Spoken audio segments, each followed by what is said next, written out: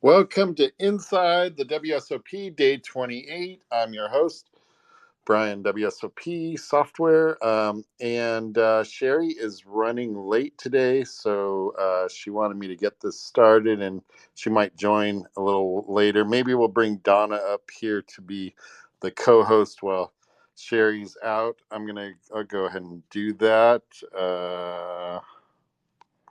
I'm going to invite you, Donna, to be co-host because Sherry is going to be late today. So anyway, good to see you guys. Hope you're having a great day.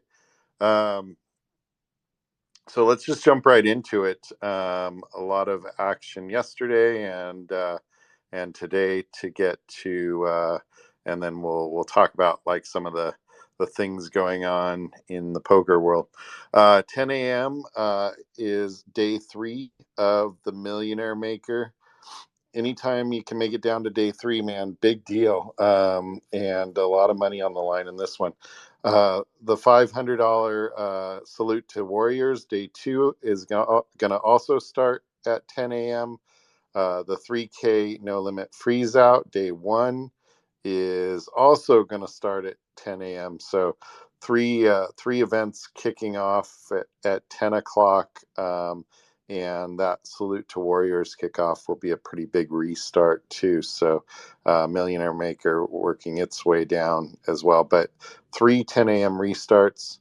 And then at 12 p.m., they're going to have day 5 of the 1K Seniors event and day 2 of the 25K PLO High Roller.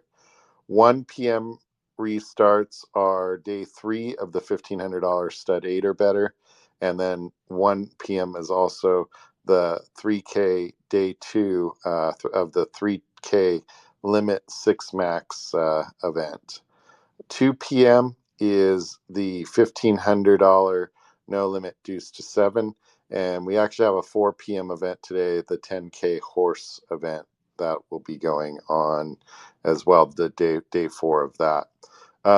As I mentioned, day 4 of the Seniors event wrapped up yesterday. And Dan Heimiller up there in first place. If you don't know, Dan's a pretty well-known pro for a lot of years. And actually yours truly had a piece of one of his deep main event runs, so that's cool. Also a Hall of Famer, Billy Baxter, in third place with 15,500,000 in chips. But the top 2 are really separated here. Dan with 59 million and Lonnie Hallett with 55 million. And then Billy with 15 million, as I said. So, 7 players left. But as we all know, at a final table, things change rapidly. So that'll be really interesting. The payouts in this event, 765,000 for first. And the players currently have 122,000 locked up. So that'll be getting down to the end today, finally, after 5 days. My goodness. Yesterday was day 3. I'm sorry, what day was it? It was day 2 of the Millionaire Maker event. And Joey Wiseman bagged the chip lead with 3.7 million. And that was a huge field. I think I read 10,000 started that event. Let me go back here. I saw it yesterday. but I don't want to. I don't. There's so many events I could be messing up. Anyway, 327 bag to advance to day 3 in that event, and Joey Wiseman has the lead in that. Thomas Kazus is in third place with 2.4 million, and Thomas has one WSOP bracelet. Let me see what it's in. Don't have it here. Let me sort this. Hang on one second. In the 3K six-handed event in 2019, he won his bracelet. So going back through the field here, Leo Margette's in 38th with 1.4 million, and then just behind her in 39th is David ODB Baker, and a lot of players left in this. Obviously, 300 and some odd players. So today will be, as they would say in the main event, moving day, where a lot of things change. So they'll be playing probably into the 30s or something like that today, and then come back for a day 5 on Wednesday. Now for the 10K horse championship, that wrapped up day 3 yesterday, and 17 players came into day 3. 165 players started the event, with Mike Gordonitsky in the chip lead with 3.695 million. Alex Livingston in second. I mean, all bracelet winners. Brad Rubin, Brian Yoon. Dang, Brian Yoon! I didn't realize 5 bracelets. Wow, that's impressive. I didn't realize he had that many bracelets. Scott Seaver in 5th, and on through the list, there's all kinds of bracelet winners left in that event. 422,000 up top, and dang, and I'm sorry, they're actually down to the final 7 in that. 422,000 up top. 7th place, 58,000. So picture yourself at this final table, 58,000 for 7th and 422,000 for the win. Quite the top heavy payout. I would like to see those flattened a little bit at the final table, a little bit better, because that's crazy to make a final table and get, on a 10K and only get 50,000, while the first place is 48. But I guess these are small field events, so that is what it is. We have the $1,500 7-card stud high-low 8 or better event. Day 2 of that completed yesterday, and 566 entries into that event, with a prize pool, or with top prize in that at 155,000. 9th place in that is 10K, just over 10K, and 18 players remain in that event, with Kui Bang Cheng in the chip lead with 1.8 million. Mike Matisow in 7th place. He was tweeting last night how well he's playing and he's feeling it and all of these things, and he's going to win like 18 bracelets by the end of the series, even though there's probably not 18 events left. 890,000 in chips for Matisow, the chip leader. Only has 1.8 million, so definitely in striking distance there. Our guy Brian Rast is just behind him with 870,000 in chips, and going back through the field, Sean Deep actually busted in 19th place, and the top prize in that is 155,000, And Sean, for his 19th place, got 5,630. And that's what we have locked up so far for our players in this event. So again, got to get down to the end there and win the event, because otherwise, all the money's at the top couple positions in all of these events. Event number 56, the Salute to Warriors event, and that got kicked off yesterday. I actually almost late reg for this, but I just felt like it was a little too late. And there's the Colossus coming up next weekend, so I figured that was a better value to have an extra bullet in the chamber for that. 4,305 entries in that event, and 654 remaining going into day two. Charlie, oh man, I'm gonna have to read this a little better. Uh, um, well, there's actually two people tied for the chip lead. Charlie Mange Benjamin with 1.3 million, and Ariel Celestino also has 1.3 million in chips. Ryan Enriquezo, Arriguezo, um,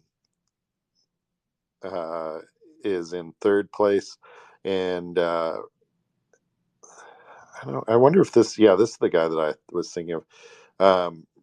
I think Ryan used to be a pretty big circuit grinder back in the day, but he's got two WSOP bracelets, probably more importantly than that. The $500 Salute to Warriors top prize in that is going to be $217,000. And so that'll be quite a ways to go in that with 654 players left in that. So $25,000 pot limit Omaha High Roller event got kicked off yesterday. Fries Casat with 1.2 million in chips, and John Hennigan back there in ninth, Poker Hall of Famer. Johnny World, 818,000. Chance Corneth with 762,000 in 10th. And scrolling back through the field, Isaac Caxton in 21st. So that one is headed into day two today, and we'll be whittling down the field. The 3K Limit Hold'em six-handed event, Gregory Josephson has the chip lead in that with 241,000. And 263 players started that event. 115 players remain, with a top prize of 165,000 in chips. Your chip leader, as I said, is Gregory Josephson, 241,000. Michael Mizrachi in 10th place with 163,000. And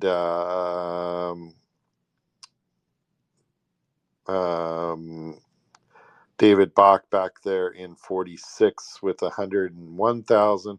Daniel Edema with 100,000. James Chen with 95,000. And a lot of poker there to remain. But also Benny Glazer back there in 61st. So that'll get kicked back off today as well. And then event number 59, the 3K freeze out no limit, gets kicked off today, I believe. Let's see. Yes, today. So that is the updates for today. How are you doing, Donna? Good morning, or good evening, I should say, to you, if you're there. I walked Abby over to the Bellagio yesterday and showed her Bobby's room, and was like, telling her Phil Ivey was in there, and everybody was saying, "See those chips? That's a lot of money." But anyway, so let's get to our topics for today and what's going on. Glad we got through that part. And let me check here.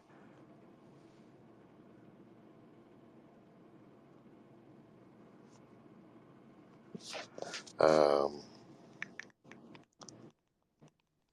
Topic, Ali and his YouTube apology. yes. Yeah, I want Disingenuous. to, with Ollie. Playing the victim. Are you talking about Ollie's apology? Yeah. Playing the victim. I mean, he knew that there was people multi-accounting and he chose to join in instead of outing him. What he should have done is out him, but he didn't. He joined in, so he's as much to blame as everybody else. And what happened, or it's affected his family, then he brought it on himself. Yeah, I mean, like I have no. I mean, I have no sorrow for his situation.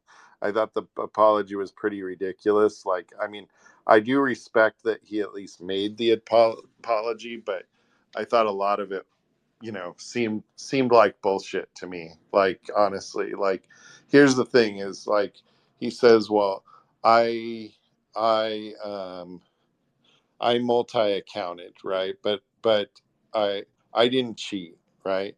And here's what was missing, Donna. That in the real big thing, right, is he picked specific instances where he didn't ghost and do these use RTA and all these things that people accuse him of. What I never heard him say was, "I have never RTA'd. I have never used RTA." You know, and he even kind of alluded to, he conceded that, well, I don't consider having charts up RTA, and that kind of thing. And it just, to me, like, you admitted you're a cheater, and now I'm supposed to believe, after 3 years of you not saying and coming clean, or however long it's been, I don't know, that I'm supposed to buy what you say, that you weren't cheating in this way. Um, and I think it's a slippery slope. I think he's you know maybe some of the things. I think the crazy thing is, like, they have this dream machine that can play perfect and all this stuff. Like, maybe they don't have that, but something. I don't believe he was totally forthright on all of it. And if you, like, watch his body language, to me, like, if we were playing, like, think about it, Donna. You know, I'm not saying like some of it wasn't true, probably a decent percentage, but let's just say, like, his all in is based on all of it being, truthful, right? Like, I'm calling, like, every time. Like, that guy was like, you know, and I thought it was pretty funny. Some people picked up on it too, that that he he filmed it in front of all of his awards and stuff like that. Which, think about it, if you're one of these guys that played a lot with him online, I've like, Jake hasn't even admitted to it, and I've only played really two hands with Jake, but it still pisses me off, like, and they were live hands too, so it wasn't like Jake was, like, sitting there with his RTA running. But my point from before, right, is that is that is that I don't get to train in real world scenarios with RTA assistance. So once if they've done that, let's just say, then they have an advantage over me, that they can never really take back. So so once you've done that, then you don't get to be in everybody's good graces. I don't think this. I think it might make it worse for him a little bit, but I don't know. You go back. By the way, a lot of people don't realize this was a long time ago, but even Justin Bonomo, I believe, was caught multi-accounting when he was, really young. And I think everybody kind of gives it a like youthful mistake kind of thing. But, but a lot of these guys, I think Brian Hastings a couple of years ago, heading into the WSOP, he was playing under other people's accounts, I think. But again, in Brian's case, I think he admitted to it right away. So, and I could be wrong. Like, I don't want to tarnish anybody's reputation on it, but these are two examples where I think kind of the community has been like, okay, let's move on. I don't think it's going to be the same for Ollie and Jake. So, which especially Jake hasn't admitted to anything yet. So, and I don't know that Jake or Ollie, other than what Ollie said, has done anything. So. Well, there was the one thing about Martin Cabral. He addressed it straight away. So props to Martin, even though he just took me tits off. Yeah, I think that's big, right? That Martin came in. That's huge.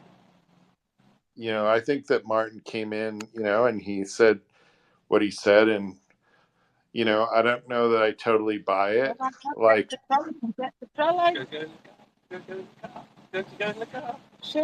sorry, I'm in call. Oh, I was like, who is that? So yeah, it's all right. I think what if I think it is important to speak in these kind of circumstances if God forbid you're caught up in something, whether you did it or not, like you should be, I think with at least with Brian, I don't remember back with Justin, it seemed like everybody was pretty certain of what happened right away. Like, I think he got banned from Poker Stars at the time and probably got back at some point. I mean, again, like, don't quote me on all this like stuff because it was a long time ago, but you look at some of the different people that have come out like and done these like apology videos. Look at Howard Leonard. I'm sorry. They mean jack shit, these apology videos, because if they were going to apologise, they should have apologised in the first place. First time they got caught, instead of like waiting X amount of years to come out and say, yes, I did cheat, blah, blah, blah, yes, you were right, but I'm the victim in all this. Fuck off. Yeah, that was the funniest. He should not have done the part about how much his family suffered, like, and stuff like that. It's like, nobody cares. No, you're not getting any sympathy there. So, I don't know who was up here first. So whoever we brought up first. ASG was up here first. Okay, go ahead. Okay, so I'm on my headset here. Oh, sorry, truck just drove by. But anyway, well, first I want to say there's like a large difference between ghosting and multi-accounting and RTA and pre-flop charts. So we got to make sure we don't like combine everything into just cheating, especially when it comes to like punishment. Yeah, that's true.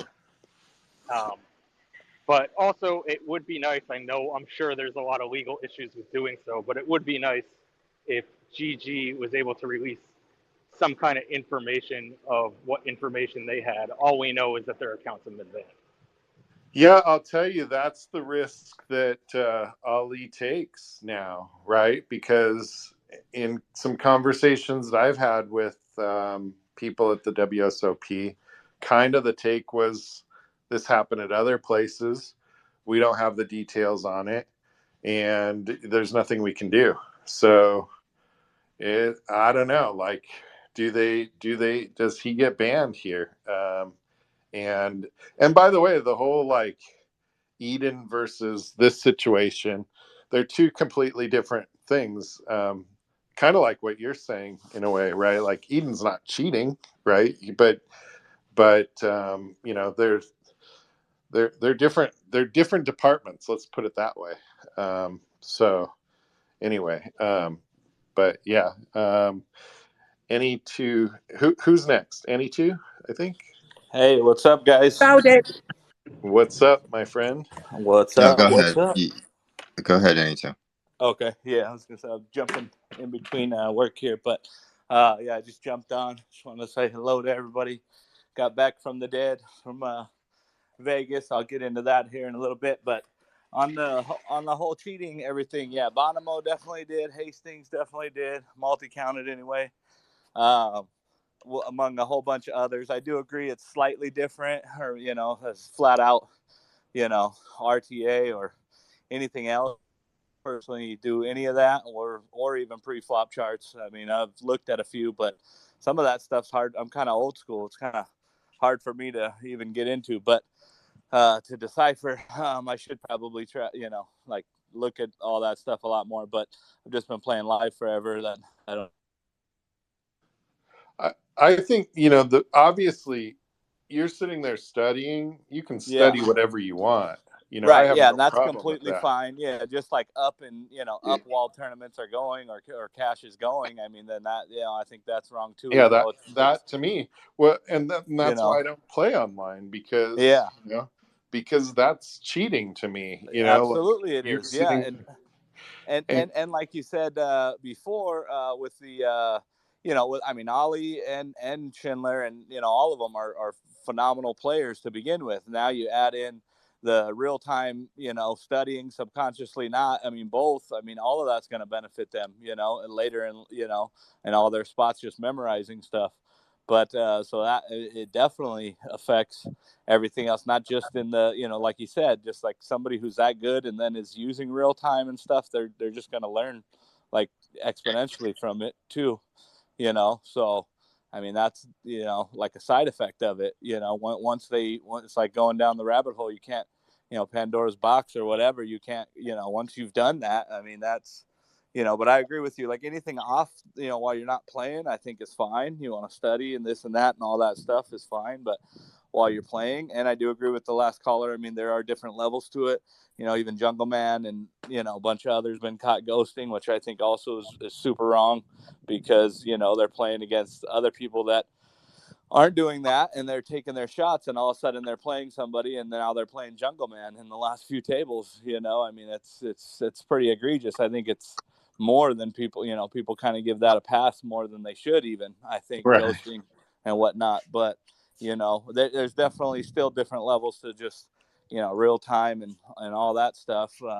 And just like mixed games, player share, card sharing, which is Yeah, unbelievable. That's why those apps, that's, it's yeah, unbelievably wrong. Plus, that's why I would never encourage anybody to play those app games, PPP or whatever, those apps on the cell yeah. phones and stuff, and especially mixed, because people just sharing each other's cards. They had the Well, and ace, something of spades. if you're Yeah. multi-counting, you don't. I mean, you don't need multiple people to share the cards. No, You they're can have doing it both with cards. themselves, but now add 2 or 3 people in there, and Yeah, now it's ridiculous. And that was the thing with Ollie. I don't know everything about it, but from what I know, he had a stable of people. Not only was he doing, online, 20 different people, 15 different people. I mean, he had 5 to 8 people in live events that they were dumping his stack to him, like Min the Master back in the day. He would put people in, and whenever they met up, they would just dump their stack to him. And Ollie was, when they got short, he was, calling with King High and giving them chips. Basically, that was one of the documented hands in one of the Poker Go high rollers, yeah, Poker and Cup.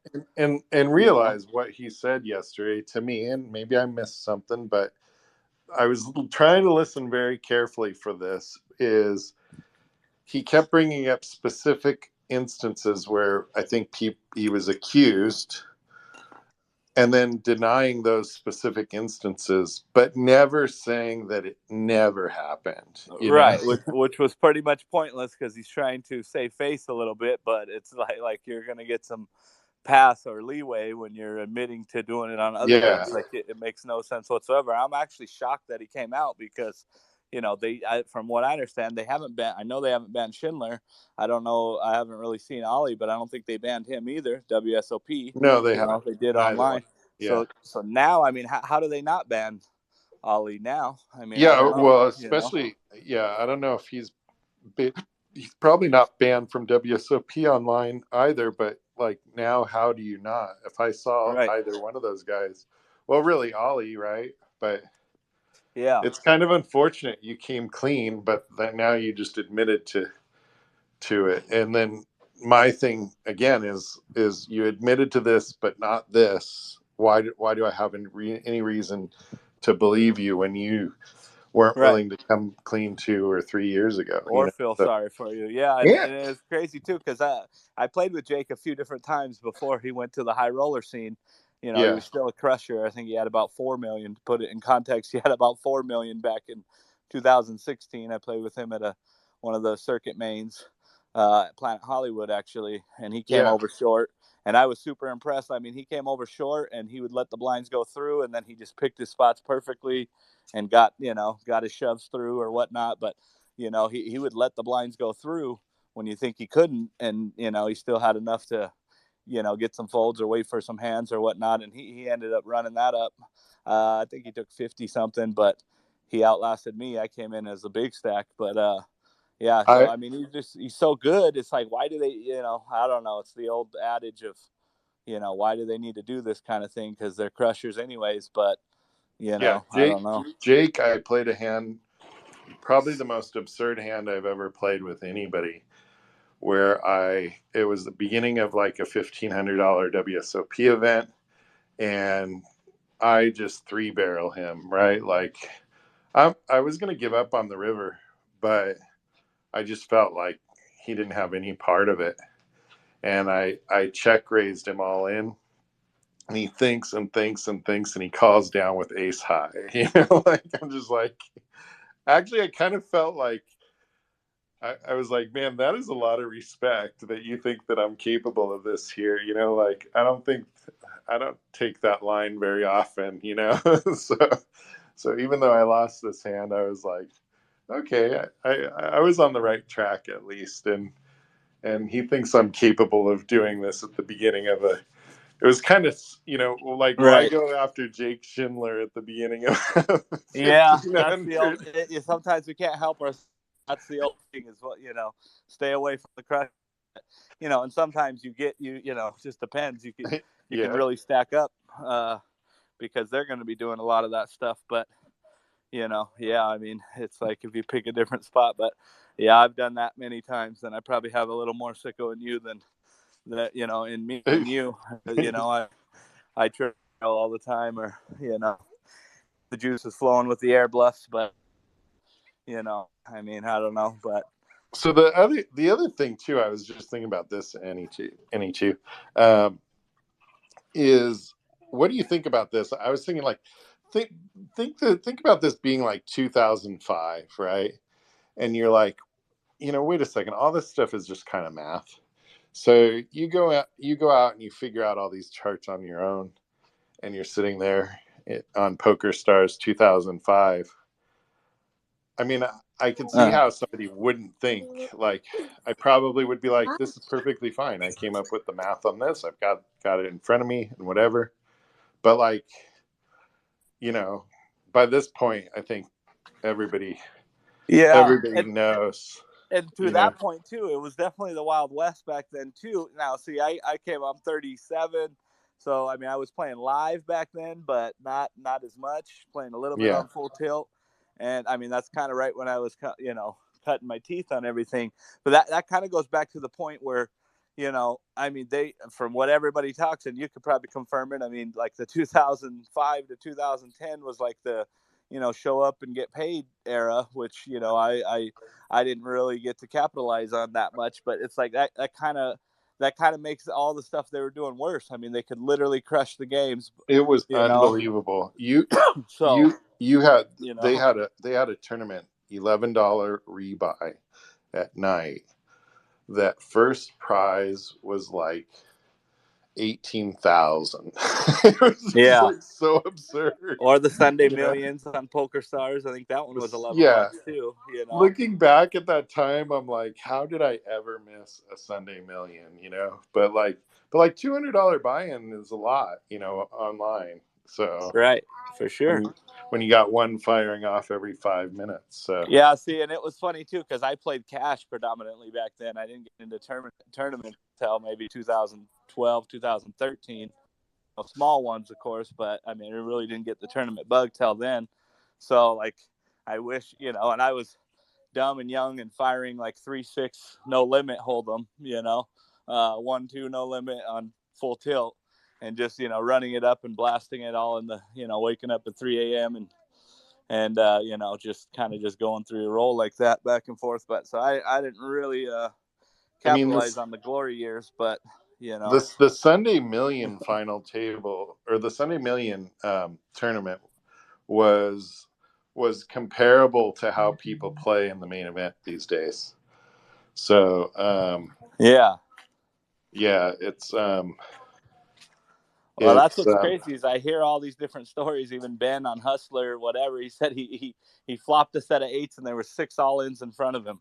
Just people were just basically just brand new to the game. They were just kind of just gambling, like see what happens, see what wins or whatever. And then they just got away with just people were playing so ABC back then to where anytime they 3-bet it was jacks or better, and they weren't heroing you down with middle pair or ace highs or anything like that, from what the stories I've heard. But so you were just showing up and filling your wheelbarrow. I do got to jump back here. I'll give a little update because I was when I go to Vegas, I'm under the rock, right? So I caught a few of the spaces here and there, but I was sleeping and grinding, so I had a few little tiny cashes and tourneys.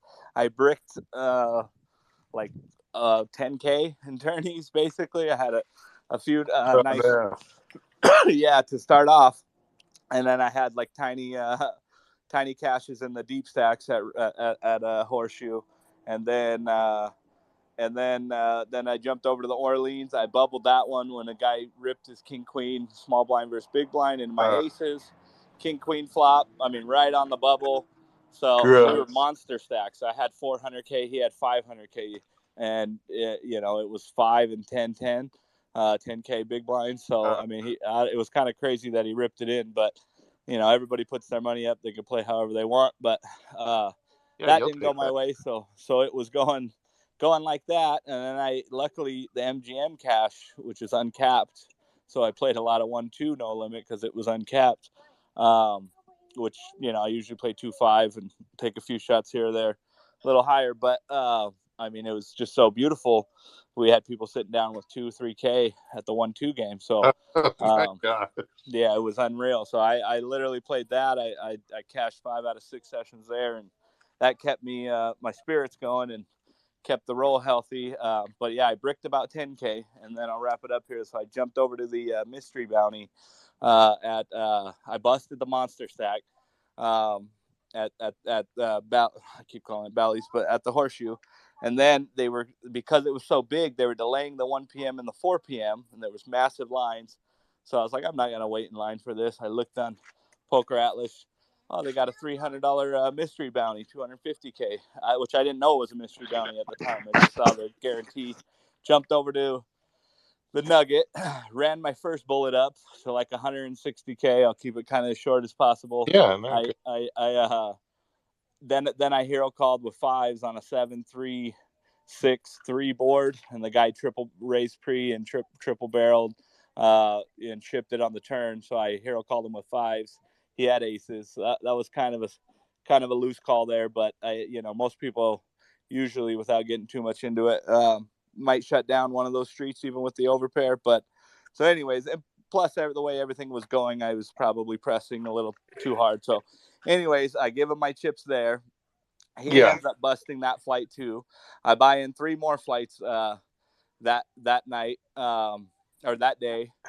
Bust that. Don't. Oh no. Yeah, it was into the 3 p.m. because they ran 3 flights a day, but it was unlimited rebuys. So long story short, I'm in for 6 bullets. And on my last one, on the last one, so grinded the whole day monster, then that.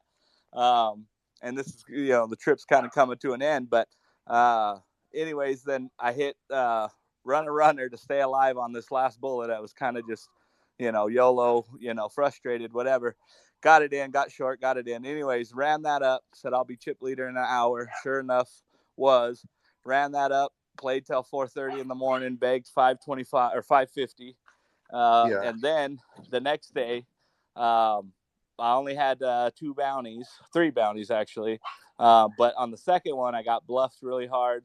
I got it up to like $1 million. Got bluffed really hard, so I went to go for a little walk, pulled the bounty, and pulled out the 25K bounty, their biggest bounty.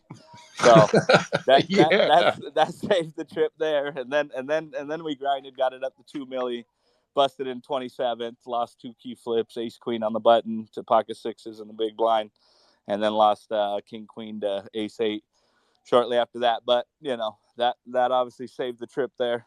Yeah. Catch that one, but That's pretty hit the cool. mystery one. Yep, the other two were the 300s. Ebony pulled it was funny too because Ebony Kenny pulls the 20K right away, and then she pulls a 10K, and then Oh my on God. break, it was funny because on my first bounty, I went over there, she was ahead of me, and she looked back at her table, she was like, "Oh, where's the button? Oh, I'll be right back."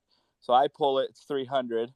She comes back, at break, pulls it, it's 10K. On break, I give her a little fist pump and say, "Let me get some of that luck or whatnot." Give her a little fist bump, and then after I got bluffed into that next level, I went and pulled mine. So So, I and hit it. she gave you her luck? She Like, must. I oh mean, my gosh. not purposely, but she gave me a pound. It That worked. that We that pulled the that big that was amount. Yeah. some top strategy. Yeah, I didn't even think about it. But I mean, I kind of did right in the moment. I was like, let me get a little bit of your luck, Yeah, of course. And so that obviously saved the trip from being down 10 to up. I think I ended up like 18. I played a little more cash and got some cash. So That's went. cool, dude. Yeah, Congratulations. Good thank you, trip. buddy. You just never know where that's going to come from, and you know, it's hard Yeah, because it's a balance, right? Like you can only chase within your means, but like exactly. but you know that next score could be the one that gets you back in there. I think that's why it's so important to, I was talking with somebody about should I try to like just make a few thousand a month playing poker, or do other things like kind of as a side thing. And my friend was like, well, what limit are you going to play here, like, Mm-hmm. because anything that where you're going to earn a decent amount of money, are you going to be able to beat that game, Mm-hmm. like, oh, okay, cool, I can beat the 1-3 no limit game, but like, am I going to beat the 5-10? Probably Right. not, so what's your win rate at a 1-3 game? Your Yeah. win rate is fun for vacation to be, making a little cash, but like when it It's comes down capped. to it, it's Yeah, it's capped yeah, for sure. They're capped, and a lot of juicy ones. That's why you kind of got to find the juicy ones. But because I enjoy, that they in Arizona they have 2-3, which they have 1-2 as well, but then they have 2-3, and then they have 3-5. Um, but yeah, that's capped. I kind of fall in that 2-3 zone, even though when I'm in Vegas or LA, I'll play 2-5 or once in a while 5-10 when I'm just taking shots. To kind of escalate, or if I make a couple good wins, I might, roll some profit into a bigger one and try to parlay it. But yeah, I mean, it's definitely capped. And here's my big thing: I don't like all the GTO 3-betters all day long in the higher limits. So I mean, and it's relative to your bankroll. Now, if I play a lot of hands, so if if I want to go play at a 5-10 or something, I need to sit down, have 3 or 4 bullets of 2K each, or 2,500, because yeah, I like to splash around and play a lot of hands. So which they'll punish you in the higher ones because that's what makes the 1-2 and the 1-3, 2-3, whatever, even 2-5 to extent. They're not punishing you pre-flop all the time, right? So you can get away with right, seeing a lot of hands and then maximizing your hands and whatnot and snapping some off. But that's my big yeah, thing. But it is, and one thing to your other point there, see, I love cash and I make my money predominantly on cash, but then you're not going to hit your life changer with cash, right? It's nice to make some money all the time here and there and whatever, but like you said, it's capped and you're just not going to hit the life changer. But I mean, it's definitely funner. In my opinion, cash is funner, mentally, everything, because, when you leave a winner, you feel good, tournaments, you brick out a lot, and it can mess with you for sure. But so that's the life changer. That's the dream. you're back home now, or Yeah, I was back home Are you done? Tuesday. Slept for a couple days. Yeah, I might go back out for the main. I don't know yet. I got to see. I would love to if it was up to me, but I have 2 kids. I flew the in-laws out for this trip. Yeah. So if I can talk my wife into coming and just coming for the weekend type of thing, and then if I make it, then go from there. Each day. But that's what I would do if I came out: is play That the 580 Satty, maybe that was direct buy in. the nice thing about back in the online days. Like I think I won 3 seats online to the main event. So Mm-hmm. um, that's a situation where you're obviously going to be profitable at some point. Yeah, Because and you just got to keep putting yourself in. I mean, I did play the main in 2017. I won a yeah. 350 tournament here, local tournament. That was just a winner take all. They had cashes, but they had, the winner was the 10K seat and whatnot. So I played that, made day 2, made no money though. But I mean, I told myself I just got to get myself into those because it is beautiful. I mean, 2-hour levels. People are playing a lot cautious, more cautious.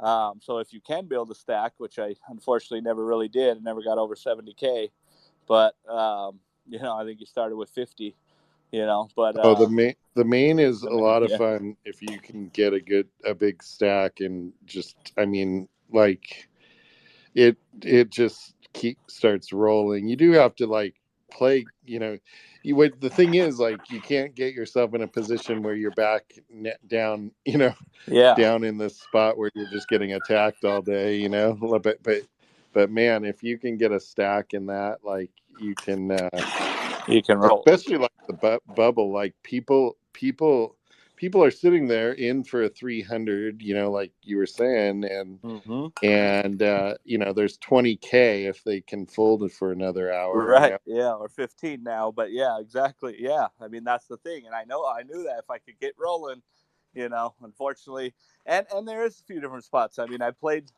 a lot and played, like I said, live forever and tournaments for going on 10 years now. But, I mean, it's like it does hit you. I had queens twice and played them completely different than I would normally, right? Because of the magnitude of it, because, it's like, and that's kind of a big regret of mine is I wish I would have just played my game on those. You never know what could have happened and doubled and whatever, but you just kind of play a little differently because it's just bigger to you.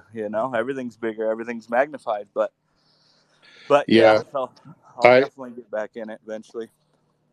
well, I was playing on day one. The hand I kind of regret. I was playing with that table with Lex Velhouse, and he's sitting there bluffing everybody. Bluff, yeah, 5-6 hands in a row or some shit on the Yeah, highlights. Yeah, well, it's not. I mean, on TV, not it's like that, consecutive, right? but this Yeah, was like a 13-hour day or something, and so I have position on him, and I just said to myself, I'm just gonna pick up a big pair, like not ace king. I don't want to go with ace king. I want to go with like a big pair. Obviously, the bigger the better. I pick up queens, and man, the guy just made this bet on the turn that really said to me, because you get into the pattern and you start to see what the people are doing, and and I felt like his turn bet said that he had something, right, like it wasn't just air, and I talked myself into folding, and I was like, I can't believe I just did that, like just folded, like, and he shows the bluff, and his thing is, he talked himself into the idea that I had ace king, which is what I was selling, and so on the turn he makes a gut shot, and so he's thinking, if I hit my gut shot, I'm obviously good, but if I pair either of my cards, I'm good, and if an ace or a king doesn't come, I just jam the river and I'm good, because he had a lot more chips than I did by that point. So like that's his thinking on it, like, so he literally thinks like, man, I've got this hand, or, like I've got this equity that I don't really have, and right. is his thinking, and that's the thing about Jake and all these guys, like their thinking is way different For than sure. what most people's are. So they look at it differently. So that's why I think that my strategy was the best strategy if I had just not cared. Like, I don't care what the board comes, right? Yeah. Like that's what I should have done from the very beginning. So yeah, let's get to Badib. Yep. You guys have a good one. Yeah, good talking to you, Annie, too. Hey guys, I wanted to. I was when you were talking about the cheating stuff. I was looking up the something. It was actually something I was talking about last night. But the Brian Hastings Yeah. thing. I looked up the details. He beat Isildur for 4.2 million in one day. Wow. And it was such a big event that he got interviewed by ESPN, and he credited my recollection on this was correct, that he was working with two other people. It was Stuart Townsend and Cole South, who helped him analyze Isildur's hands and shit. They shared hand history and stuff like that, and he actually gave Townsend credit when he talked to ESPN about it. And then Full Tilt ended up suspending Townsend because it actually was against their terms of service that you couldn't like during the match he was helping him. yeah, but it was more about the sharing hand histories was yeah, illegal. Like, I remember there were I didn't do this, but there was stuff available where you could buy like a service. you could buy probably 100,000 hand histories from whatever sticks, Yeah. um, stuff like that. And it was kind of that was definitely not allowed. It was definitely a pirate thing. Yeah.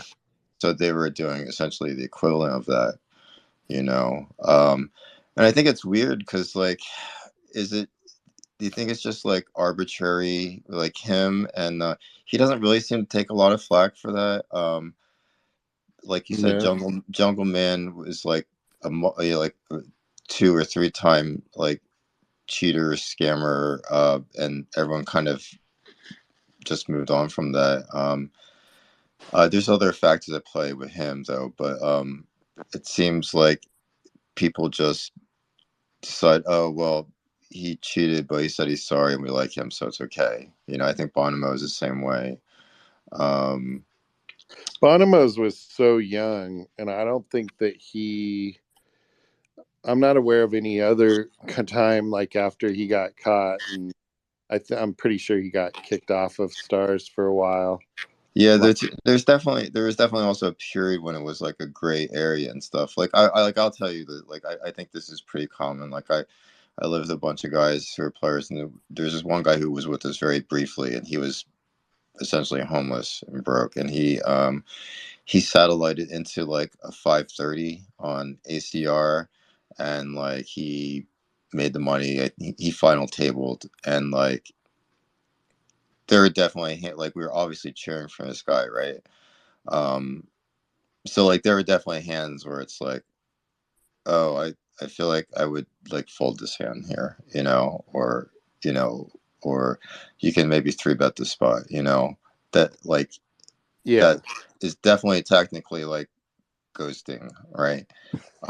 But I mean, if you have poker friends and you hang out and grind together and stuff like that, it happens. That's the problem. Yeah, that's the problem with online, is that, you don't know what's going on inside that person's house on some other device or whatever, it's that stuff happens. So there's no way to control it. I mean, hard enough at the table. Look at everybody saying everybody's saying, well, how are we going to know what people are doing on their phones? It's so Yeah, my only, I guess my consolation is that I play, the stakes I play are so small at this point that they're not making bots to beat it or colluding. You know, like if I was playing like if I was playing like $500 online tournaments, that'd be something different. But I I think I was I go ahead. I was amazed between so Black Friday happened, and then I didn't really want to go play on some weird janky site, so I just didn't play online. And then in 2014 I did pretty well at the World Series, so I got a place in Canada, and I would go up there and I would play, and the difference in play was like crazy. Like it was just like night and day. So Yeah, how about this one? Do you think this is cheating? Like I had a friend, I did this a couple times. Like he's playing ACR, and he's like, "Oh, I got to run to the bank and do whatever. I got to run errands just to play my tourney for 15 minutes." Is that also cheating? I mean, Probably is. it's against the rules, Yeah, it right? probably is, right? Yeah. I mean, I yeah, But like, yeah, I'm not saying that. Yeah, it's definitely wrong.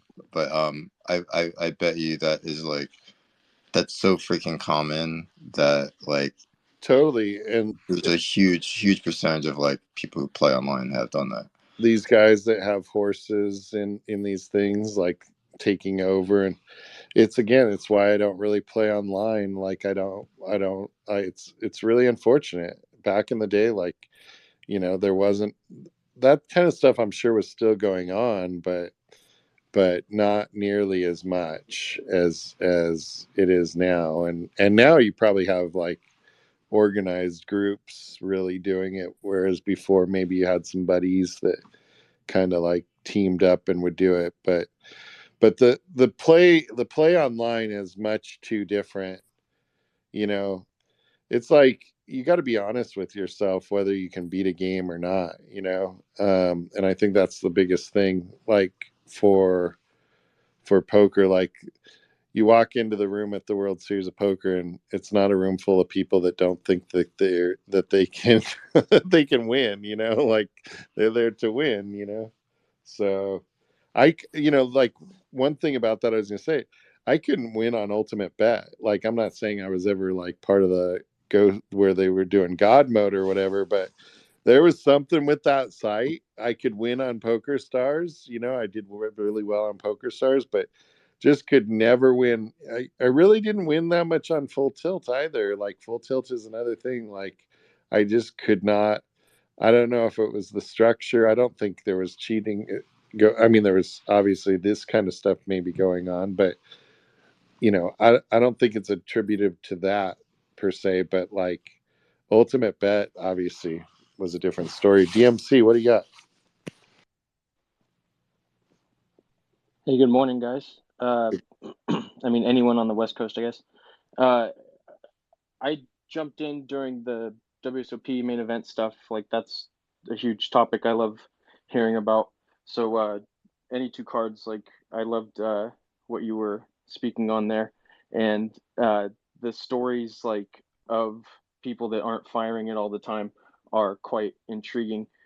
There is a listener here, Kyle M. Um, he, I think, is a Club GG winner. I was curious, like, if this is his first main or not. He and I both are gonna play for like the Club GG Let's go. qualifiers. Okay, yeah, it sounds like it is his first. Yeah, I was hoping that we could find more of the American players that got in through there. Like they're a subscription site, so a different format than the traditional like buy-in sites. I got to play the main last year um, by winning a free roll that wasn't like ran by Club GG but was on the platform, Wow. and I got to day 3 like to one level before the money, and Greg Oh, Merson got in with a flopped flush against me to flip stacks. I went from 25 bigs to like 11 bigs with 2 hours left. It was super oh shit. traumatic. Like I was grinding my ass off like the entire time. But Yeah. it was interesting, like, to hear the queen's hands that you were talking about. Like, one thing that brought to mind is how, you know, your actions, like, prior to those hands mean so much, where uh, you know, players are kind of waiting for people to fold those big hands, because of, you know, the way they're getting their showdowns out. They'll be able to put them on that sort of range because of the amount of chips they put in. So it's like something that I did notice. Like, it's important to do stuff like 3-bet, with, you know, non-premiums, and to you know, check raise. Like, you do get so many chips that you have, you know, a lot of ammo to pull some like slightly obscure stuff, just to keep your opponents from being able to, you know, narrow down like your range to like a top, you know, 5% hand. That's a huge thing that I see. Like, I saw the pros doing it constantly, where that is why they're 3-betting so often. Uh, they're doing it with hands that are, you know, polarized, for the purpose of not allowing you to, you know, put them on these, you know, over, uh, like the over pairs and stuff like that. But I did definitely want to hear from Kyle. Like, he's someone I started following a couple weeks ago. I was hoping to hear his story. It looks like he's a speaker now. So yeah, that's pretty much it. Like, I'm getting super pumped about this, and I was glad you guys were touching on the Dude, main. the main is amazing. I'm so happy for you guys to get in there. Yeah, it's Yeah, I made exciting. him a speaker. And hi, honey, I'm home. I'm no longer Oh, driving. all right. No chasing the cats around while you're driving home. Kyle, what do you got, Come on, my friend? Kyle. Yeah, And Kyle, one last thing. Are you staying at the Paris is my final question. I'm pretty sure they got us all at the Paris for the free hotel. And I'm like really hoping that we're all like on the same floor. So it's got this like fucking dorm, right. you know, aspect going Yeah, on. that'll be cool. I assume they would, just from like a booking process. I would assume that would be easier for them, logistically booking through the hotel. But yeah, I did, initially I thought it would be Horseshoe. That was the first thing that I saw. But then once I got the confirmation number, from Caesars, that's when my girlfriend looked it up, and it was Paris. So. I've only heard from one other person though that they said that they're in Horseshoe, um, and that they're bringing their whole family as well. So they booked additional rooms, and they booked through Horseshoe. So I'm not sure if it's because of that or what, but yeah, plan for right now is, I'll probably just play in the, um, 1C. I have work. I have an event that Saturday the 1st, so I'm flying out on the 3rd. Getting rest in, gonna walk around, kind of get used to everything, see where everything's at on the 4th, enjoy fireworks with my girlfriend there, and then on the 5th, I'm planning to play. That's Okay, cool. cool. Yeah, I'm doing 1D. I did 1D last year.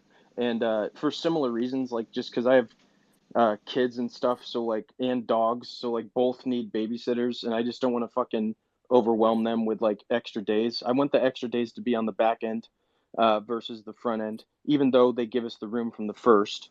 So that part was kind of weird. Like, on the 8th is when all the Club GG Yeah, players don't have the free room anymore, even though that's day 2 of the 1D players.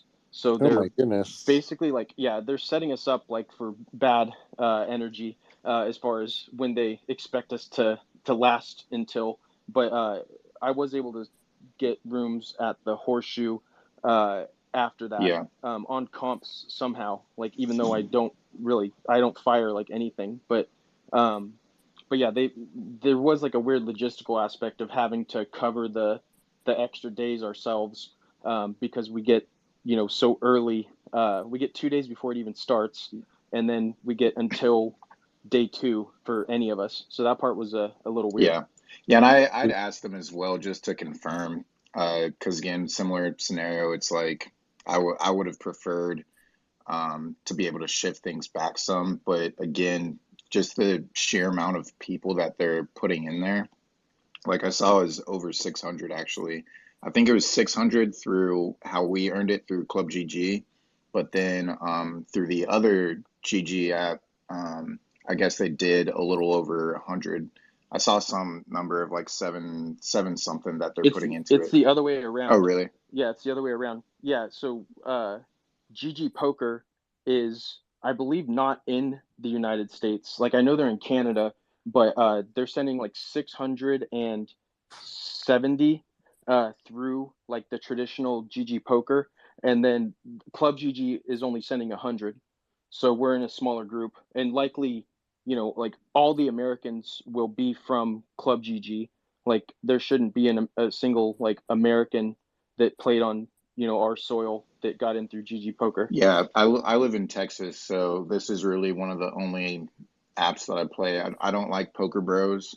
I've played it some, but I just prefer Club GG.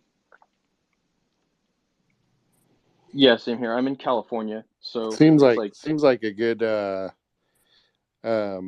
way to learn too, right? Like aren't you in just for a membership fee and stuff? Yeah, exactly. And then yeah, I was playing a live tournament yesterday, and one of my good friends was dealing the tournament there, and then I put him onto Club GG, and then he got second place last, like, so literally same day he signed up, he got second place in a 10K. And so the way it works, they give you tokens because it's subscription style, monthly subscription. You can cancel whenever. Um, but then they can't pay us directly, like they can't pay us money, but it's 1-to-1 on transferring to Amazon. So he won like 1,500 tokens basically that now he can then just convert to his Amazon account. And the way that I do it, I did all my Christmas shopping basically through Amazon, just by winning like one or two tournaments. So I had something stupid like 1,600 in Amazon in December. So the bulk of my Christmas shopping was done just using the Club GG app. Or I mean, I guess DMC, you and I are both probably on the $50 subscription. So $50 into a week stay in Vegas and a 10K free roll into the main. Can't complain about that, you know? yeah, no, Uh, that's the catch. Like the logistics are weird and it's annoying, but like it's impossible to actually complain Yeah. about it. Uh, I was able like I haven't won like cash since November, but I was able to get like money, actual, USD put into my PayPal account from Club GG from my uh, November win. Oh, that's So interesting. I haven't found that yeah, like workaround. I usually will just transfer it I think to it's still going the on. Amazon, and then they may have switched it up then. Every couple months they switch it up, but I've noticed that they have made changes for the better. Like they used to be all Hold'em. Now they have PLO, they have turbos and deep stacks. So there's nice like variations that they're definitely making improvements to the app, which I like.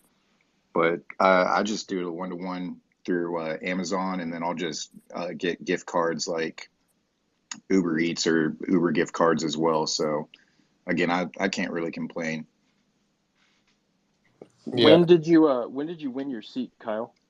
I literally got I the literally got last the seat. last seat. So the last So the day, last day, I guess this was I guess this was 3 Sundays ago, 3 Sundays ago, and and I didn't have the app for a couple months just because I was super busy with work and I was kind of grinding it out live. And then I kind of considered it too. Honestly, I was just like, man, it's not even worth it. All the tournaments at that point were for the seats, and they were only giving one or two seats away at a time. And so I purposely waited till the end of that so that we could get back to this token set up for the tournaments. But then on the last day, I saw they were giving away five. I just bought the subscription again, and I just said, "Fuck it, I'll fire a final stage ticket into it." And then I just ran super hot. So most of the tournament, I was between like first and 10th place, and was able to get to down to the final table. And it was me and another guy that were super short stacked, playing six-handed. Top five got packages. He opened jams ace queen off, gets called off by a big stack with like 5-7 off, and runs out a straight for the big stack. So yeah, Wow, nice. There's no like, oh my gosh, like when you take down a main event seat online, like it's just like you just freak out, yeah, it was man. unreal. I was running around the Definitely. room. I'd text one of my buddies that plays here in Texas as well. So he was kind of sweating it. He had logged on the app and was watching the hands and kind of talking me through things as well. So just kind of keeping me calm, that sort of thing, giving me advice here and there. And so I was just, as soon as that straight ran out on the river, I was just running around the room. Yeah, exactly. So pretty cool. Yeah, it's exciting. It's definitely exciting. I mean, the main event means so much to players that like will never put the 10K up. Like I can speak to that. Kyle probably is in the same boat Yeah, where I don't know if he's played WSOP before, but like I would play, 3,000 would be like my biggest bankroll for my trips out there. And I'm pretty close, I'm an hour flight away. So like I'm able to make these like quick trips for like the Millie Maker, etc. But even when I had like the money to buy into it, like I'm not a pro player or anything like that, so 10K is just so much. But in this case, like getting to play it is like honestly a true bucket list item. Yeah. So we're super fortunate to find our way in. My it's a lot of my biggest buy-in to date is 450. So so yeah, this one's kind a of little bigger, huh? different.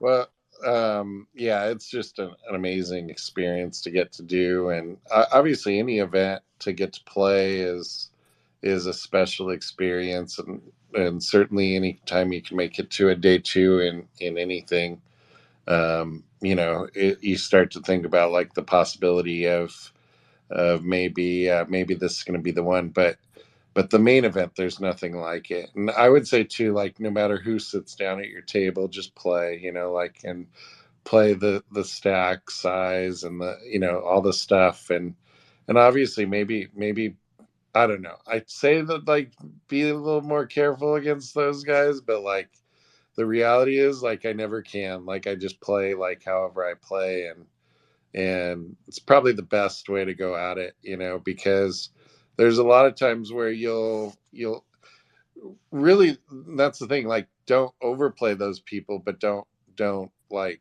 run away from them either, like I think that's where they get a lot of chips, is like somebody that's like, oh, I want to take on Phil Ivey, because that'd be pretty cool, and then they play like a hand where it's like obviously they're crushed against Phil Ivey, and it's like it's just you know that's just the way it goes. The other thing too is I wouldn't think too much about like specific, like obviously if you want to study whatever, that's fine, but don't get caught up on like these hypothetical, like everybody all my friends were like, my first main event, what are you going to do if hand one you get pocket kings and a guy goes all in? It's like, it's just like, don't even waste your brain power on that. Like it's like just sit down at the table and play poker. You've played probably tons of hands, and you know how it works, and it's a long way. And like DMC was saying earlier, you got to get, the year I cashed, I remember I had this guy Mark Voss. Donna, you might know him. Do you remember him, Mark Voss? Not offhand. He's a pretty well known pro. Um, I don't know where he was from. Somewhere he might He have was been from Australian. Australian. Okay, Yeah, yeah. and he was a true killer, like lag type who was doing a lot of soul reading. He was one of the guys that was like way advanced for that era as far as He, strategy wise. Yeah, so he was sitting directly to my left, day 3 of the main or whatever it was. And, I'm just like hamstrung the whole day because the guy's playing, a ton of pots, re-raising, and, playing really good. And so like I'm sitting there thinking to myself, like, I've got the tightest image at this table ever, right? So it folds around to the small blind. I look down at ace jack and I jam like, probably 20 bigs into him, right? And it's like he snaps it off like he has aces and he turns over like ace 8, like he just snapped it off. I was like, ace jack is good here like 5% of the time, he just like snaps it off. And now I'm all in like 2 hours before the money, maybe, and I'm like, oh my gosh, am I gonna like get, I hope like this is not the time to get unlucky. And fortunately, I didn't, but I got through, obviously. But man, like, that's the problem. That's the hardest thing, to get to the money. A lot of times, I mean, obviously I'm crushing him, and I mean, you're sitting in that spot, you should love the call, but you don't you don't love the call too at the same time, because how many times have you gotten it in there for 20K? You know? So yeah, it was kind of gross. And then I had several years where I was like 200 300 off the money, something like that. Like it was like sick, like just grind 10 bigs for like a day and a half, and then bust, a few hours before the money. But at some point you do have to play, and obviously if you have a lot of chips, then you can be the one putting that pressure on people. But it was just funny. Like, I'm sitting there thinking, I looked at him like, what did you think I had here? Like the guy that hasn't played a hand in 2 hours, that all of a sudden jams in. This isn't small. Like, I had folded the small blind to this guy probably like, I don't know, most of the time, because I'm like, I just am. Well, that was the perfect example. Like, I mean, if he's going to call off with ace 8, well, I mean, he had a ton of chips, so he's not really calling off, you know. Yeah, the small blind against Mark Foss, that is a good fold. The small blind is, as we know, the biggest negative EV spot at the table. So I would be doing that anyway. Like, one thing that you were talking about as far as uh, strategy there, like, we're all poker players. We all have a sort of go-to kind of playing strategy that we know how to play, like our version of our game. Right, uh right. the thing that I recognize, like, immediately out there, is that getting thrown off of your game is the big hurdle. Like, the fact that it actually becomes extremely hard to play like the version of poker that you know how to play, because of the environment, because of the types of opponents you're facing and the intimidation and stuff, like, where it became easier when I was able to recognize that and just think, okay, this is just poker, and I'm going to have to make the plays that I know I have to make. And it is actually incredibly difficult to do that. Like, saying it is one thing, but when you're out there and you're realizing like how big the stage is, uh, just pulling the trigger on the plays that you are making when playing your game is incredibly difficult. And so that is something to keep in mind, so that you're not doing some Yeah. really obscure lines that you're not used to. Like, that's what I noticed myself doing. I'm like, why am I double barreling this right here, when literally I'm gonna just check it back, basically every single time normally. And it's because, like, the environment's like getting the best of you, is my opinion. uh I wanted to ask Kyle, are you studying right now for the main, and what are you doing to study, if so? Yeah, so I'm going through normal online videos that I've already been going through your typical free resources like the poker coaching, etc. Um, I do have a Solve for Why subscription as well. So going through seeing some of their academy and MTT videos has been pretty helpful. And then I think I'd mentioned it prior on another space with you, Brian, but another thing too is just going back into old main event videos. So they have the tables. They break it down by each day, the feature tables, and kind of watching the sizing has been pretty interesting, but also pretty standard. Again, I play in Texas, which is pretty wild poker. So it is kind of that pot control that's going to be pretty different than our style of gambling down here. But at the same time, it is one of those where it's like I can't really change my game up too much. I have to go with the lines that I know. So that's it really. Yeah, I wanna say that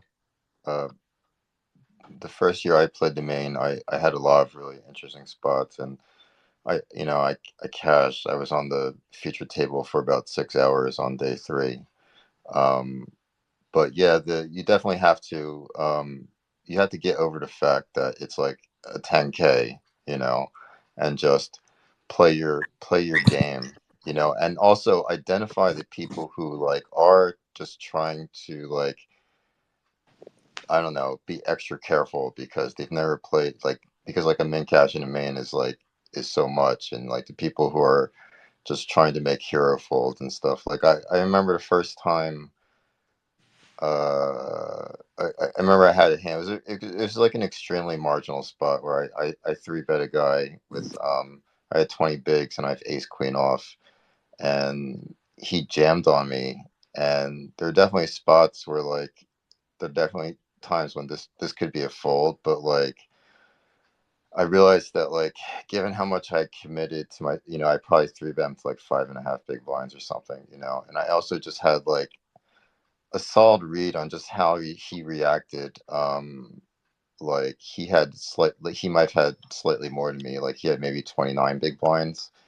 And that the way he was like trying to get my chip count and analyze, like he wasn't at top of range. He I was like had it narrowed down to like he doesn't have ace or king, so I just always had to call here. And I was correct. He had pocket jacks and hit a queen in the window. Like you have to like get over the fact that it's hard to like you could tell stories about busting the main to like non-poker players, and they'll be like, well, why didn't you just fold? You could have just like folded and waited for whatever, 500 more people to bust, 200 more people to bust. But it's poker. You know what it is. You have to risk chips to get chips. And outside of like I being on the stone bubble where like 15K that makes a huge difference to your bankroll. Like you really can't make special plays just because it's the main event. um although I would say on day one you can I'm going to contradict myself, but like, yeah. Well, you're infinite deep, Yeah, on day yeah, you one. just So in the slowest structure in the world, in like the softest 10Ks, it's like you can't be getting ace king all in pre for 300 big blinds or something on yeah, day one. But yeah. and that's the thing that I see a lot. I think that's the big mistake that happens is day one somebody loses 10,000 in chips, and all of a sudden they're panicking, with hundreds of big blinds. It's like calm down, reset, and whatever. Like don't like it's a long tournament, and day one is about surviving day one, and really nothing else. Like, sure, all of us would like to bag the chip lead on day one, but it all depends. I've had years where I had like um, maybe like 25% of my starting stack going into day two, and I've had years where I was like probably top 30 or 40 in chips. So, um, it's just like you just don't know how the day's going to go, and I think it's really important. I played a hand against Eric Seidel one time, in like probably day 2 or so, in the main, and it was a button raise, and I flopped. He raised from the button into my big blind, and I flopped 2 pair, and I check raise him to like 16,000, and I'm thinking he's going to fold. He jams in like 60 some thousand. He had like 70. This was back, I think you got less chips. So, um, he jammed in like 62,000, I think it was, and leaving himself like 12,000 behind. And now I'm sitting there going like, is 2 pair really no good here? And it starts messing with your head a little bit, and you're thinking, like seriously. And I mean, finally, I just jammed in, and he ended up folding. So, I still have no idea what, like, if he had air there, like, more power to him. My gosh, like, but it's just a pretty sick. Just things that my point is, like, things like that go through your head, but like my ultimate conclusion was, I'm never folding in this spot against some guy at my local casino. That's just never happening. So, like, great if you just happen to flop it here, then then you just flopped it, like, so that's just the end of my main event, I guess. But you just got to play. Like, ultimately, you got to play, and I think that getting close to the money, you got to. I mean, unless you're super close to the money, and that kind of plays itself, like like super close to the money isn't hours off the money. Like, that's still a long way to go. So, that's the thing, is you see people like shut down and treat it like a satellite too early sometimes. So if you have a big stack, you can put a lot of pressure on people, and if you can do that in a way where you're not risking becoming the short stack yourself, then you're okay. So, Yeah, Sherry, I asked. yeah, Oh, I'm go ahead, sorry. bud. Go ahead. Go ahead, bud. Go. Oh, I was gonna say you should. My one another piece of advice I would say, you definitely have to try to just enjoy the moment too, and like just not get too caught up in it, but like just have fun, because it is very special, and like there's so many bad days. Look, there's so many bad days in poker, um, that are soul crushing and nothing goes right. So like if you're in the main and you're playing well and you're running well, make sure you take the time to really appreciate where you are and how lucky you are, and just make the most of it, because like I guarantee if you like make a run in deep in the main event, you'll remember it for the rest of your life. Okay, Yeah, I hate to cut you guys off, go ahead, but Sherry. I'm almost out of battery, and I just wanted to give a shout out to everybody. Donna, thanks for helping Brian out this morning. Also, be reminded that Nick Vertucci should be on his podcast right now, doing the informational. I'm going to say it's like a telethon, right, to get the word out for Rob and Cody. So don't forget that started at 1 Eastern time. So Well, I'm going to get let's off. wrap this up then, Sherry, so that everybody can jump over there. Like, I want to support Nick. That's obviously a pretty Yeah, big yeah, deal. no worries. Sure. Love you guys, and I'll talk to all of you soon. I'm just about out of battery. Well, thank you, Sherry, Love you, Sarah. for Love checking you. in. We'll see And you my, later this week, I'm sure. yeah, I'll talk to you later, Brian. Bye. Sherry, I took down some some rock star money at the tournament last night in the Scuzzball Classic. I'm just kidding. I always call it that. Like, I'm not calling it like these kind of tournaments. I'm not trying to dig on anybody. Let's just be specific there. You're But so funny. I'm so proud of you. You did well last night. Keep yeah, that run 13th. good going. Yeah, 13th in the little daily. So I think that means Brian's buying when I get into town, doesn't it? Yep, ribeye steaks from You haven't Brian. seen my summer yet, Sherry. Oh my Yeah, gosh. good job, Brian. I did want to jump on one last thing here and wish good luck to DMC and Kyle and anybody else who's playing the main. Yeah, definitely. Just play your game.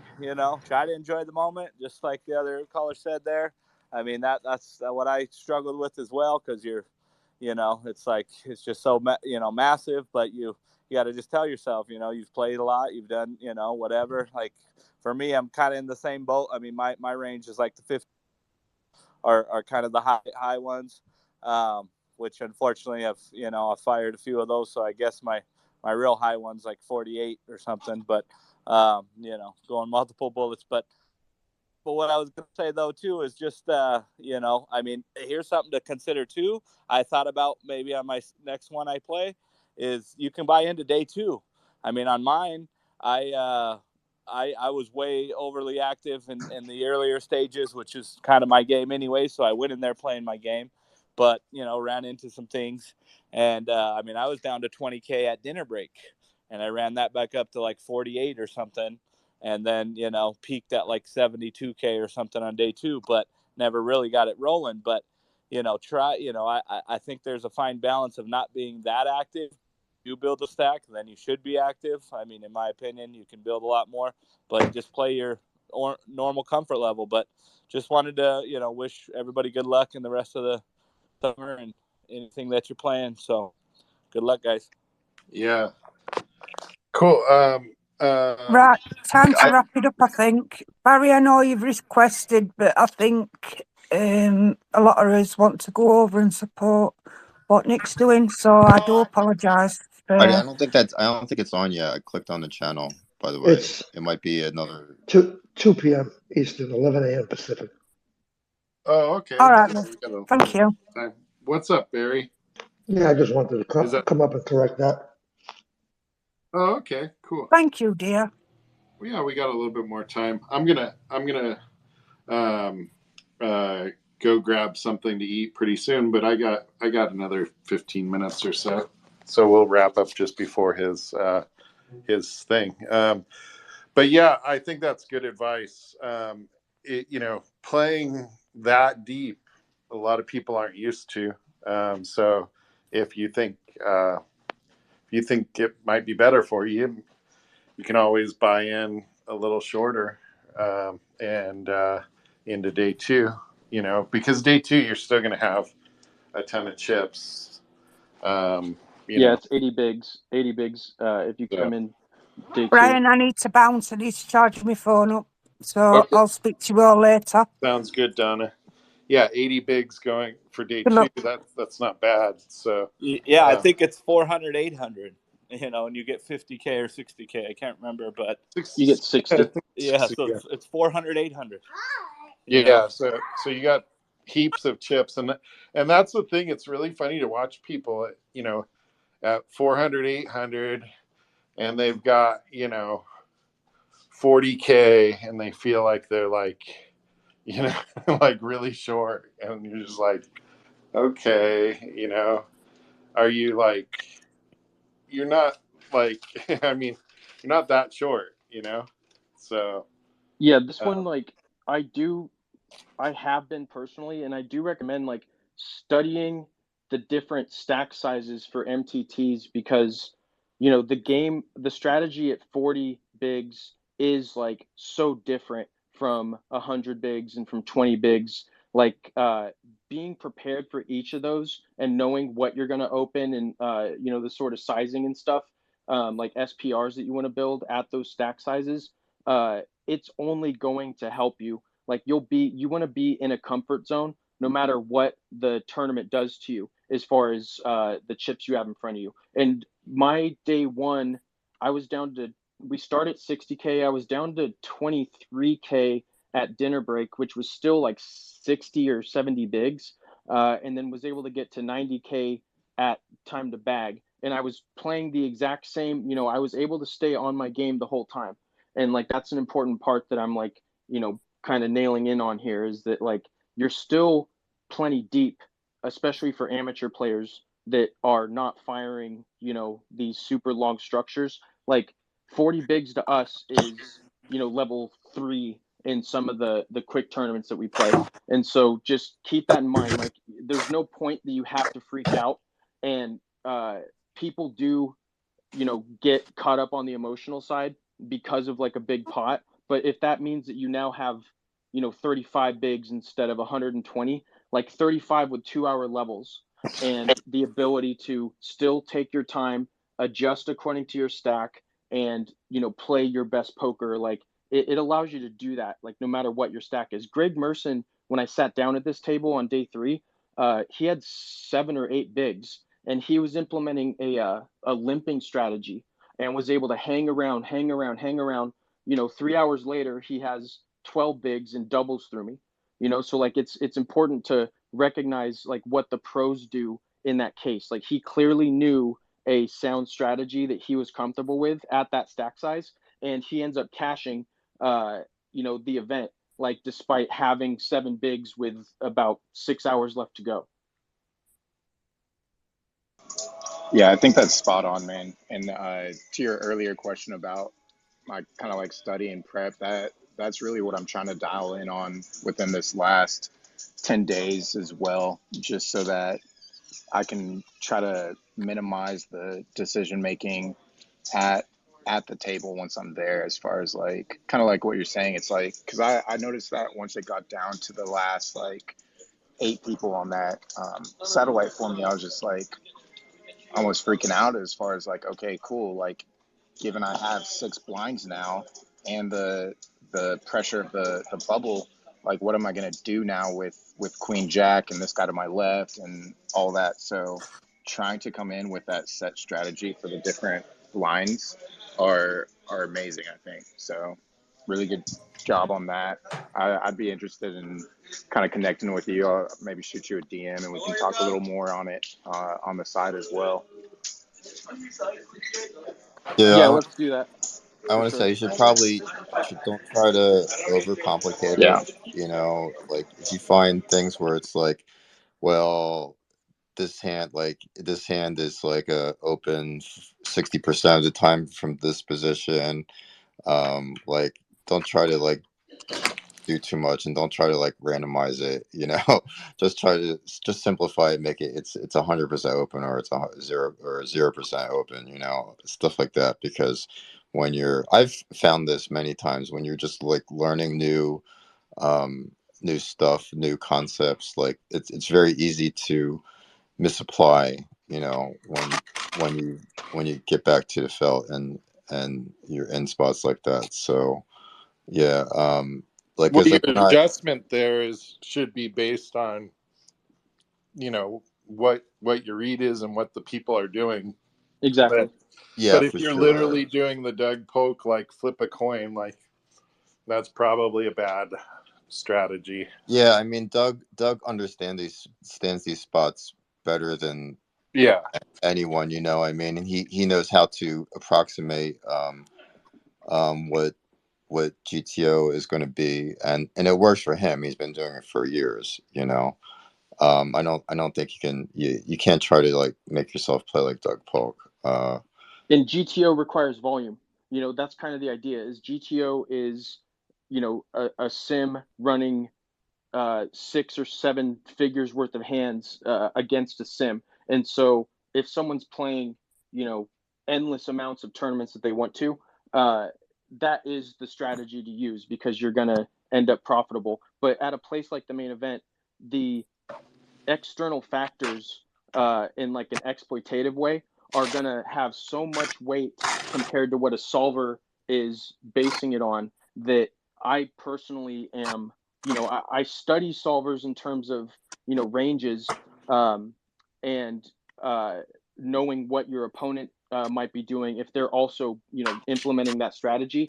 But at the main event, there's so much more to pick up on in terms of the other players at the table, the live tells, their variance in their experience and whatnot, that like you're going to find better, uh, you know, odds to winning based on those factors than just what do I have in my hand, and what's this mean on a distribution of 100,000 hands. And by the Yeah, way, I'm not trying to dig on Doug Polk there. Like, obviously, like, I think realistically that coin flip deal, he literally probably in his mind was like, like it's a coin flip here, like just probably, I don't know, like pretty crazy. But yeah. One thing I would say is if you end up playing against like top pros, I don't you shouldn't try to like emulate what they're doing, because like they're gonna do it better than you, and understand those lines. It's like I think you're probably better off like trying to find an exploit that will be something that they're not used to. You know what I mean? It's just going to be hard, because people who grind WSOP, I'm sure they're playing against tons of recreational players, but uh like this hand, I don't know, this hand I played in the main was kind of like that. It was just like a weird spot. It was this kind of tilty European player opens under the gun, and like a good player flats in early position, and then like it was amazing. It was like three other people flatted, and I'm in the small blind with ace queen off, and I have like 42 bigs, and I'm like, this is like a really bizarre spot which you never see in MTTs, especially like slow structure MTTs. And I was like, I wasn't sure what to do here, because it's like, if I three bet small, if I make it like 8 big blinds, 9 big blinds, and I could get like 5 callers. So the flatting big thing, seems yeah, go ahead. Sorry. flatting seems okay, but I was like, I don't know. I felt like the undergun was like, doesn't have to have like the nuts here. He was a little tilty, and I just ripped for 40. um, and he snapped it off, and everybody else folded. But there's also like a good player that who had flatted. I didn't want to be out of position against him and stuff, but I was like, I think I'm just gonna rip here, and it was. I mean, I guess it's kind of best case scenario was a flip, and I won. And I told a bunch of my friends his hand, and some thought that it was just out of line. But I was like, I don't know. There's a flatting and three betting smaller just seem like weird. Like you're just going to put you in weird, uncomfortable positions with possibly like a really good pro also in the hand. So I wanted to shut him out, but um, yeah, I don't know. I think you just have to try to find ways that where you're gonna, you know, have good equity and with sometimes marginal hands. I mean, I guess that's the basics of playing poker. But yeah, I think that's the thing too. Like, obviously, position's always important, but when you're up against tough opponents in a big event like that, where they can put, you know, where they know a lot of the more recreational players are going to be folding a lot, they're going to put a lot of pressure on you in spots. So being out of position with something marginal against some top, level pro is not a good place to find yourself. So and obviously all this stuff, I say that and then you know my stack size is 10 times the pro stack size, and you know and I've got a good read on them, then okay, yeah, there's always different situations. And I think that's the thing is you can think about this stuff all day, but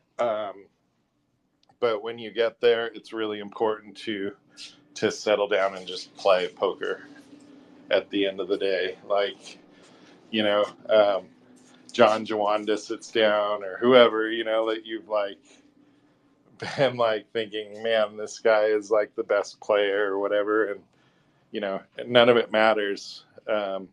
Your stack size, your position, all that stuff matters way more than who it is necessarily. But you know,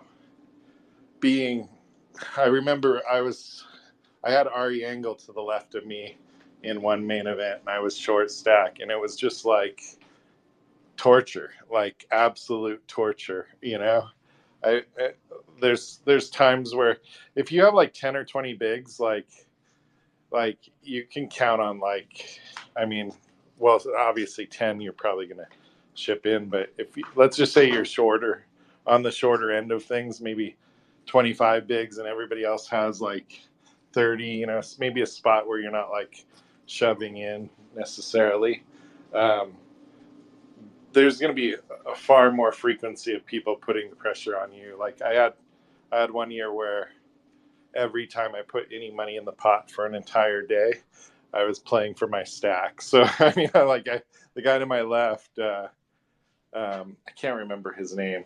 He ended up having a pretty controversial deal where on during the main event where Jack came over and was like gave him a penalty or something. But anyway, he was like re-raising me like every single time, like for my whole stack. So finally it was like, I knew if I'm going to play, I'm either going to play for my stack or I'm not going to play, you know? So it's like, if you get short, that's kind of the problem with getting short. You got to start getting, you got to get something, you know, that you can go with, obviously. I think that is where Kyle, like shoving ranges and stuff like that, to make sure you have those down. Because then it's kind of autopilot, you know, so, but anyway, anybody have anything else? Otherwise we'll wrap it up, my friends. Yeah, one little thing, I think you can even go shorter, you know, I mean, that's my personal preference, but I mean, even 7-8, I feel fine with. Sometimes we get wrapped up in the whole 10. I got 10, 11 bigs, but I think in actuality, you can go, you know, 7-8, you know, but Yeah. The other thing, you know, and the other thing is, I think it's a good idea to, you know, be solid, build your image, and then open it up when you do have stack sizes. I mean, I do play, you know, exploitative style, and you know, go on reads and just go on. You know, it's probably a product of playing cash so long, but also understanding what some of the GTO bots are doing. You know, that if you do build a stack, you can really put that in bad spots, because you know, you know, they won't, when it's super polarized, a lot of times they won't, you know, just depends on how much hero they have in them. But, you know, I mean, for me, it just goes back to your stack size. You know, if you can afford to do a few different things, I mean, then you can really build. If you can't, and you're. Oh, you're breaking up. You're gonzo. And keep in mind though, like the solvers are actually playing tighter with big stacks. So like they take like some very interesting adjustments according to their big blind depth in tournaments, where they're protecting a 80 big blind stack a lot more than they are like a 35 big blind stack. So we all kind of grew up on the big stack, you know, pressuring, but honestly, that is, in my belief at this point, more related to the ICM, the deep ICM stages of the tournament. Absolutely. So Yeah, that's you know, we got to keep that in mind. That's exactly what they're doing, because, you know, 100 bigs compared to 80 bigs is not that big of a difference, but when you go down to 20 or 25, it's huge. You're in, you know, kind of danger zone, not danger, but you know what I mean? You're on the border. So, yeah, especially the deeper you go, I mean, you know, it's 50, 60 is massive, you know, big. So, you know, yeah, keeping that stack and just adding in the spots that just come up naturally, just, Oh yeah, go ahead. you know. Yeah, Ape Styles kind of broke that down in Jonathan Little's book, where, for example, defending the big blind with 85 bigs with like a king five offsuit, you're actually folding that. Whereas when you're at 30 bigs, you can call all of those for just a min raise size because you're able to get stacks in with just the top pair, but it has such high reverse implied odds for a deep stack effective that you are better off just folding those hands and sticking to more of a suited range, like the stronger like nutted ranges. Absolutely, because getting it in, with massive stacks with just king five, not getting it in, but playing a massive pot either way is just kind of a massive mistake. You know what I mean? So, but what I'm saying though too is if you do build a stack, then you can pick up all kinds of dead pots. You can put pressure on the smaller stacks and going for a third of their stack and absorbing them. The classic flips that happen all the time where your raise, you're putting them, you're basically putting yourself in when it's like 20% of your stack or something. And you think you're behind, but it's just classic flips or whatever, and then good variance goes your way. I mean, that's how you just take off to massive stacks, and then snapping the bigger pairs with your suited connectors or whatever it may be. That's how you really take off. But it is a fine line. It's a game of hindsights to where you just go back to not putting your stack in super jeopardy until you build it.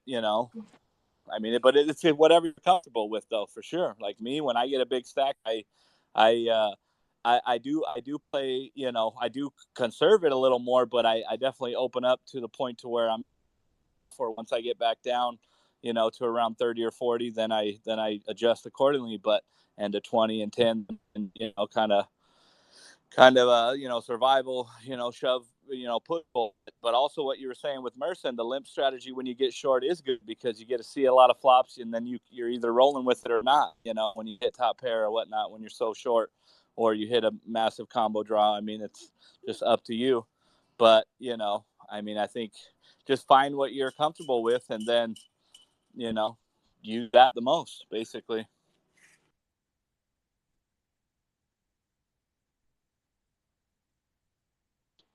Yeah, the comfort was the part that I noticed, like that's where studying helps us. Like we have the comfort by having, practiced these spots either mentally or out on the felt.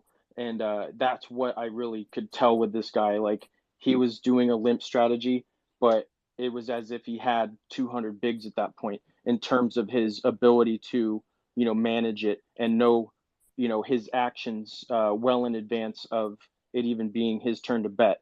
So like that really stood out. And Merson's like a huge scholar of the game, so that was something that like stuck with me from last year.